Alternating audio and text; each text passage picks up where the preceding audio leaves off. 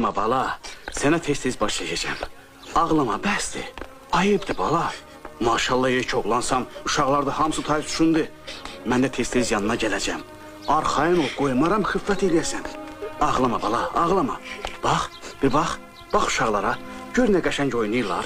Qayına qarış olara. Ağlama, bəsdir. Belə şeylər. Pəncərə filmində sizin oğlunuz rolunda çəkilən insanla illər sonra Sumqayıtda qarşılaşdınız. O sizə yaxınlaşaraq, mən sizin oğlunuzam deyəndə hansı hissləri keçirdiniz? Ürəyim düşdü.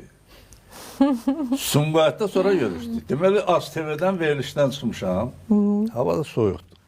Mənim maşınım yoxdur da. Oğlumun maşını var. Gözləyirəm ki, indi oğlum gələcək, ya taksi ilə edəcəm. Bir də gördüm, bir maşın dayandı qabağımda. Vali mənim, əyləşin. Dedim, yox, gözləyirəm. Əyləşin. Oturdum. Sağ ol, qardaş, sağ ol. Cavan oğlandım.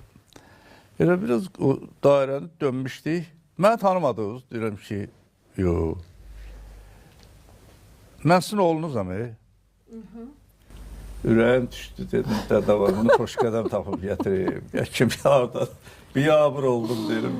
Bu nə idi, hə? Başıma gəldi. Hansı oğlum, hansı arvaddan, mən bir arvadım olum. Burada, hardan yarandım? Mən sizin oğlunuzam, bu da ciddi danışır məndən. Dedim, batdım da mən. Birazdan sonra görəyim, güldü. Dirvali müəllim, pəncərədə çəkilən uşaq mənəm daha. Hündür boylu qəşəng oğlan. Doğrudan sənsən, adı qoy görüm nəyə dayandı.